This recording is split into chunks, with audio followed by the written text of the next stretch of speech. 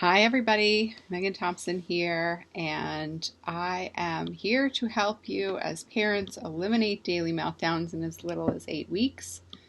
It's the thing that we are amazing at here at MTC.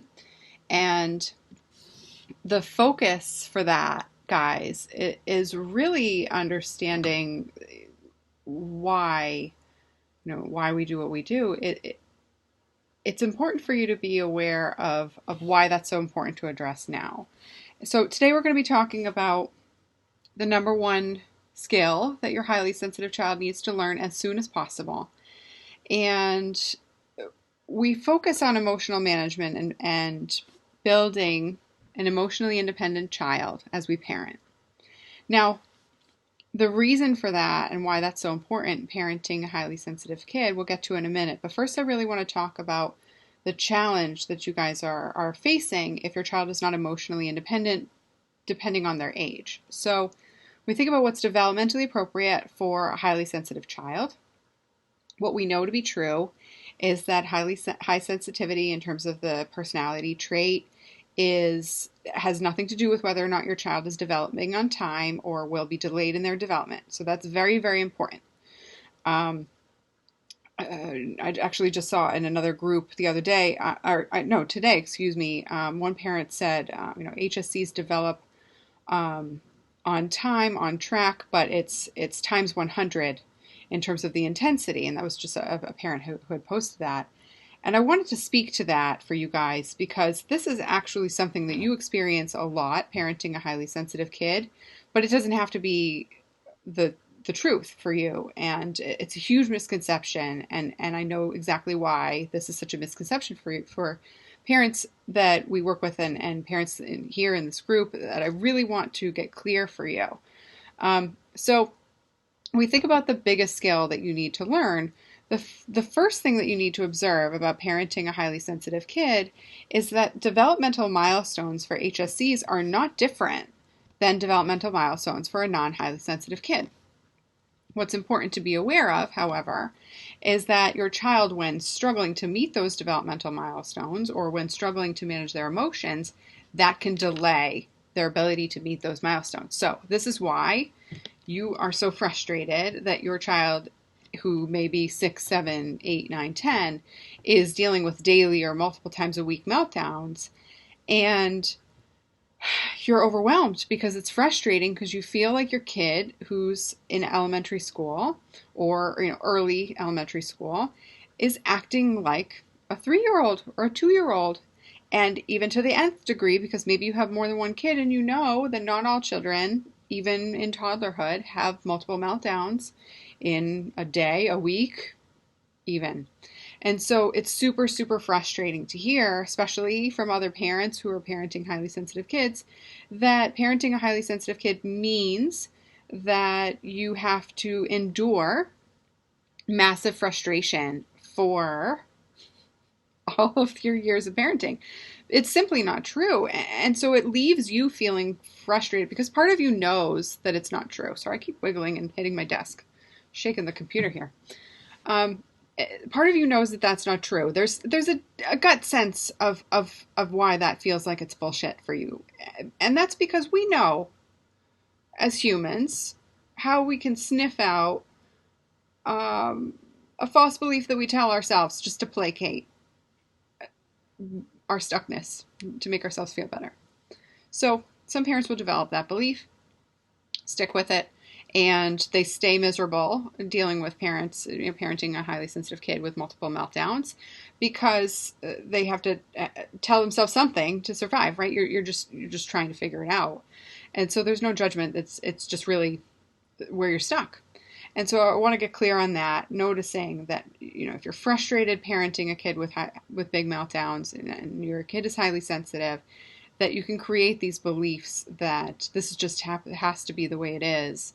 And part of that is because you're missing the number one skill that your kid needs to learn, and you're focusing on different skills that aren't working. And so if you're catching this on the replay, say #replay. If you're live, say hi. And what we're doing here is understanding, guys, that when your sensitive kid is experiencing a big emotion, conventional wisdom tells you to teach a coping skill. Now, coping skills are reactive. So this is why I don't focus on Pinteresty type tricks here in this group, because you can Google that shit and it doesn't work. So we're not doing that. And so what we're doing here is instead focusing on what actually works. And so what works is recognizing that you need to parent in a way that's not reactive. You need to get out ahead of it, and you need to stop focusing on how to change how your child expresses their emotion in the moment so that they don't melt down, and start preventing the meltdowns in the first place.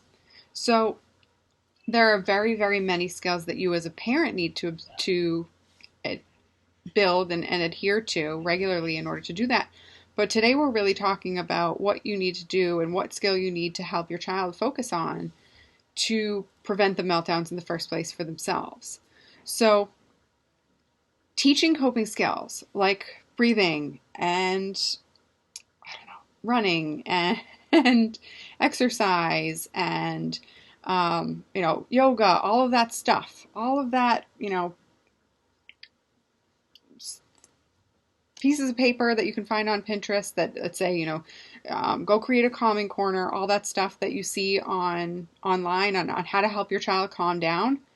All of that is reactive when used as a tactic to stop the meltdown. When your child is in that moment, your child is beyond the point of learning from you. And so this is a huge misconception in the mental health field and in the medical field, in terms of, if you're talking to your kid's pediatrician, trying to get guidance about what may or may not work. It's also a huge misconception in the educational field, if you're talking to teachers in terms of their wealth of knowledge and managing behavior. Just by nature, if you're working with a teacher who's been teaching in the classroom for many years, because it's definitely not taught to teachers in school. Feet to the fire learning for many, many teachers in our society. So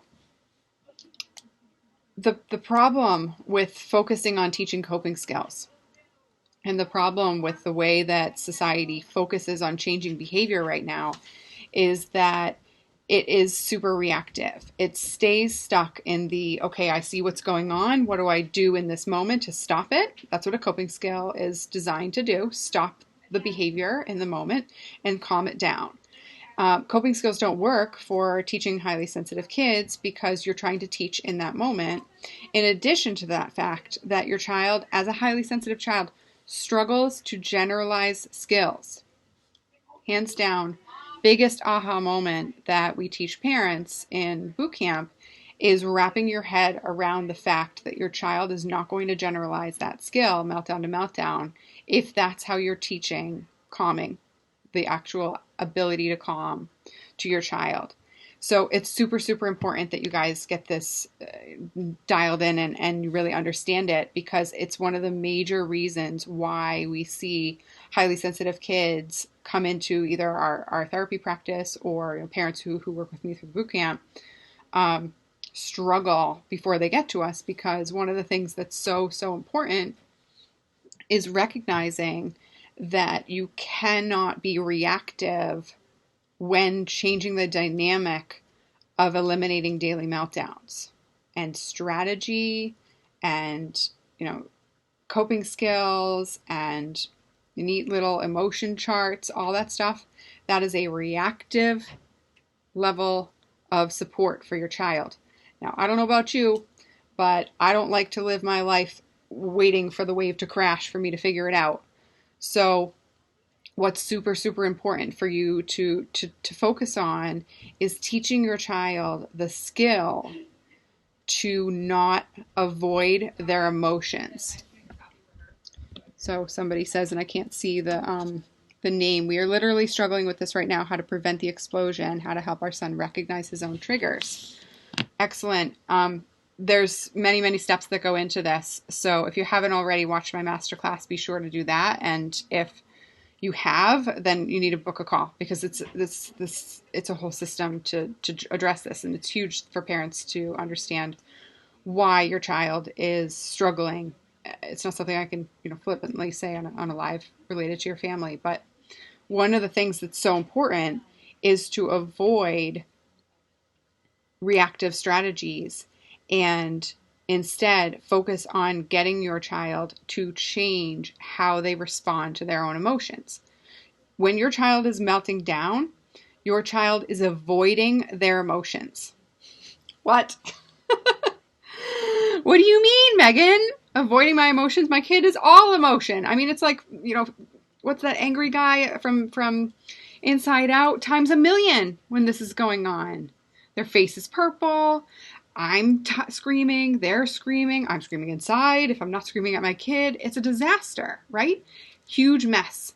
Your child is actually avoiding their emotion if they're in that level of rage and intensity. This is something that nobody teaches. You cannot hear that from anybody else. And the reason behind that is the fact that your kid is so overwhelmed and overstimulated that they've literally lost all control.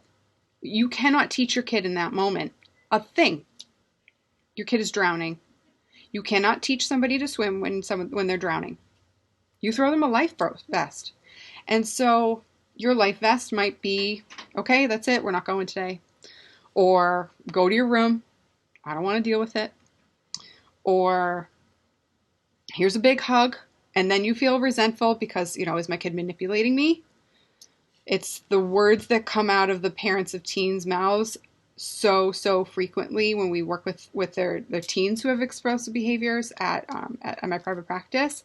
Guys, if that thought is swimming through your head and your child is in elementary school or middle school at this point, it's inevitable that you'll get to the point, if you don't fix this now, where you literally believe that your kid is manipulating you, literally throwing these meltdown rages on purpose. Because by the time it gets to that point, your child's old enough to conceptualize what may or may not work in that moment. But in the moment of a big meltdown, your child is out of control, out of body, not there, woo, what's that, Chris Tucker from, do you understand the words coming out of my mouth? Like that phrase? No, nothing's going in and nothing's going out. Huge explosive. When that's happening, you cannot teach a kid to blow bubbles. I was talking to parents the other day about this, and then even today, how come therapy doesn't work for this population? And the reason why 20% of the population is highly sensitive and yet makes up 50% of the reason of the people who go to therapy is because mental health therapy does not teach that when your child is struggling in the moment, it is not a teachable moment. What do we teach? What do we learn in grad school? What do we learn years and years and years afterwards, even if we're esteemed child therapists? Practice in the therapy office so that you can use it outside of the therapy office. Guys, that doesn't work. Prevention is super key. The ability to not escape emotion is super key. You cannot teach your child to not escape their emotion, to not avoid it, if you don't focus on preventing the meltdowns in the first place. So I'm throwing you for a loop here today because I've got a topic, but there's 2 topics attached to it in today's training because it's super complicated and yet simple at the same time. It makes sense, right? Recognizing that if you're focused on reacting to the meltdown, but your child is emotionally closed off to thinking about how they feel their big feelings or talking about how they feel their big feelings, how on earth are they going to be open to needing to use a skill in the first place? It's like you're speaking 2 different languages, not let alone the fact that play is the language of children, and so they don't even have the words in the language that you speak whether that be English or another language you speak at home. Most of you are English speakers here. But recognize that you are on two very different levels of planes in your own household. And the professionals that you're working with are telling you that you've got to figure it out. You just need to keep trying harder.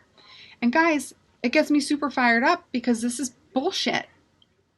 And it took me 5 years of my career to get even an inkling of an understanding of why that is. But without my own personal experience of growing up in a household with a highly sensitive sister, and my own personal experience of working with parents on trying to teach this 101 and noticing that it didn't work, there's no way, shape, or form that I would have taken that information from that very pivotal training earlier in my career and actually made it work for you guys. And so when we think about the importance of shifting the dynamic in your household to eliminate daily meltdowns, your child is at the point of separating their body from their emotion when they're in that meltdown stage. And so the worst thing you can do is ignore them in that moment. The second worst thing you can do is try to tell them that they can use a coping skill, because that perpetuates shame. Both of those actions perpetuate shame. I should say the first worst is punishing them, yelling at them, screaming, sending them to timeout, spanking, all those kinds of shame, like physical shame based. And guys, I have to take shame off the table for you if you're yelling because you're exasperated, because a lot of you are. I know that. That's why you're here. So instead of focusing on spinning and judging yourself, get help. Figure out and recognize that there are many, many factors that you're not considering in changing this dynamic, and you need to get to the root of the problem rather than reacting to the symptom of the problem. Meltdowns are a symptom of the problem. They are not the problem. and they're a big fucking not problem to be dealing with, right? Like, I don't even know why I just said that, because it's crazy to deal with that on a daily or multiple time day basis. And you create tension in your body, you create frustration in your household. You feel, maybe you feel like because you're trying really hard, you are, question whether or not you're a good parent because you love your kid. But there are definitely times where you see other people question you, and that doubt creeps in, and that feeds into whether or not you're putting on your best face forward. And when that's going on, your brain is spinning into what other people think of you. And so maybe deep down inside that you're the best parent. Hi, somebody says hi. I don't know why. Facebook does this funny thing. Someone's saying hi to me, but I can't see who it is. Some of you with your privacy controls. So, hey, I just added it. I can't see because I'm using this third-party fancy thing to put pictures up and stuff for you guys.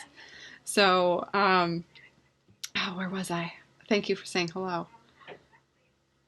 It's frustrating. You're stuck. You're in your head. You're out of the fact that you need to be in that moment, connecting to your child, helping them feel heard and understood, because it just doesn't freaking end.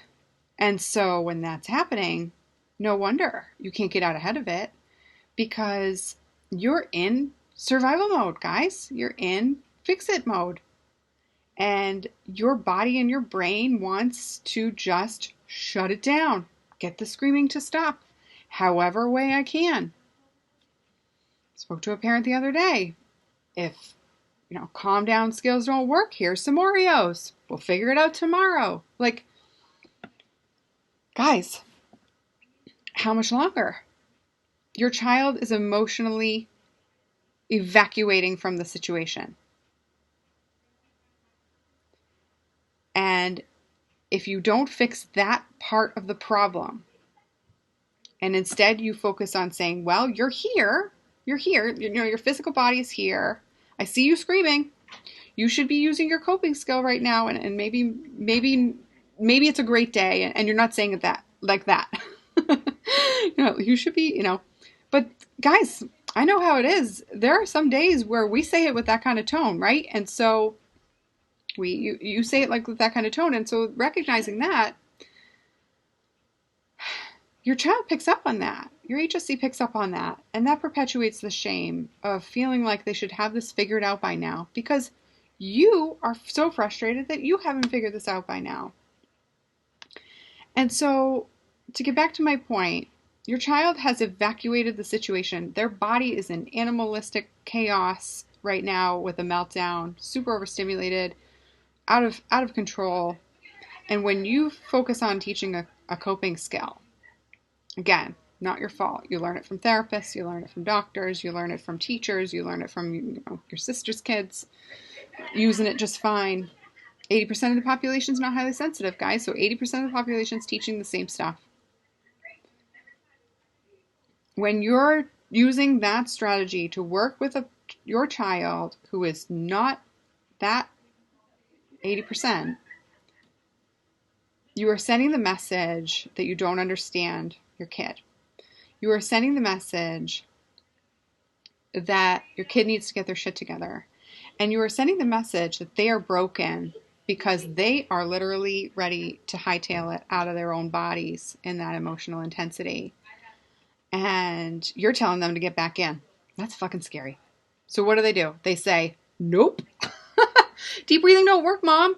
I mean, if your child has the wherewithal in that moment, they are not at 10 out of 10. Maybe they're 8 out of 10, 7 out of 10. They might be able to tell you that's coping skill didn't work. Or if they're at a 4 out of 10, they might be able to try it, like half-assedly. But what you know and is that it's not working, but what you assume is that it's because your kid's not trying hard enough or they don't want to change. Now, that's another problem that a lot of professionals will say, especially in the mental health field. A ton of therapists will jump to the conclusion, because it's one of the things we're taught in school, that a child who is not applying a skill, or parents who are not applying a skill effectively, it's not working for them, or they give up too soon, it's because they're not motivated for change. Guys, I know for you, this fucking sucks. This is awful. It's really bad. So if that's really what's going on, you are motivated. It's just a matter of figuring out what else is worse in your life where you can't make this a priority. And so that's for you to figure out. That's for you to decide and sort out. But I know for certain that there's nobody on this planet that likes to be miserable. There are some people who are hurting so much they don't think that they can not be miserable. Like, that's just who they think they have to be in life. I'm not talking to those people. I'm talking to you. I know you don't like to be miserable. And so, of course, neither does your kid. Because no child's put on this earth to be miserable. No child is put on this earth to feel miserable. And no child is put on this earth to learn a lesson about living a miserable life. So when we know that, and we recognize that, then we have to take action immediately to get out of the perspective that your child has to learn a lesson from how miserable they are by wanting to escape their big emotions. They have to actually learn how to feel their emotion in the moment before it pops off to dynamite level. And so if you're working on teaching coping skills when your kid's up here, or even like a little bit up here, then you're missing the mark significantly. And, I spoke to a parent earlier today wondering why therapy doesn't work, or what makes it different, and why so many parents we talk to take their kids to therapy and they don't actually learn skills and practical application of preventing meltdowns, is because you cannot teach prevention of a meltdown to a child who's highly sensitive. You have to teach those skills to a parent. The parent environment has to change in order to prevent meltdowns. This is so, so important, and it's talked about in the research on highly sensitive people and highly sensitive children, but it's not talked about in typical therapy training. It's not talked about in occupational therapy training. It's not talked about in, we have some families whose kids see neurologists, and they will, just by nature of other issues they may not be having, or assessments they had done.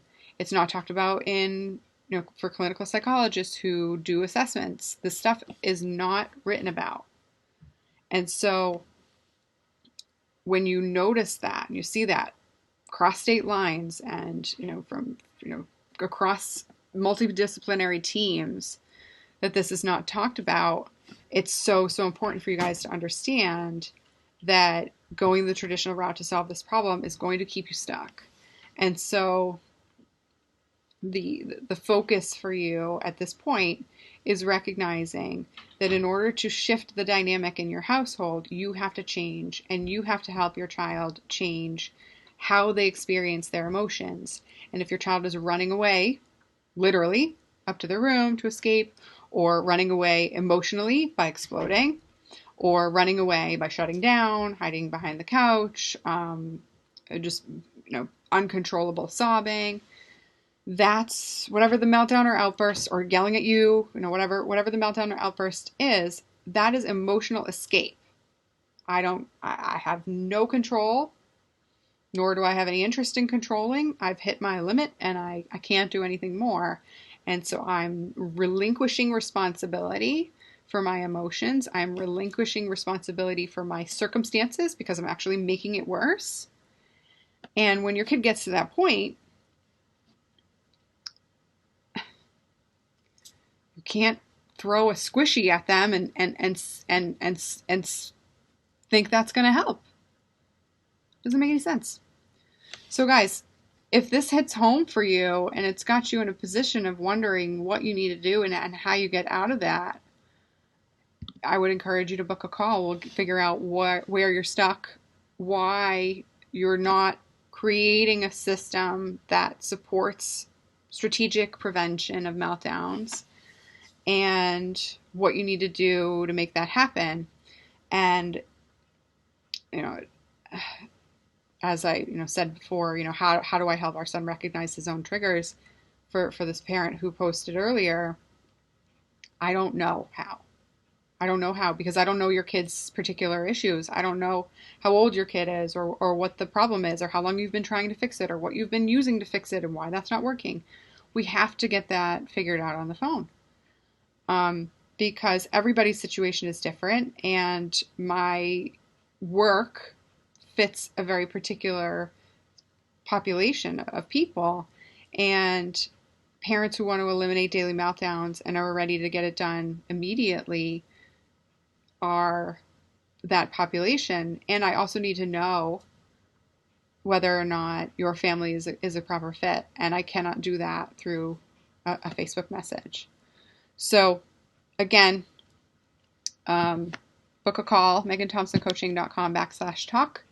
I hope that this focus and mindset shift was helpful for you, and I will speak to you later. I'll talk to you soon. Bye. Good night.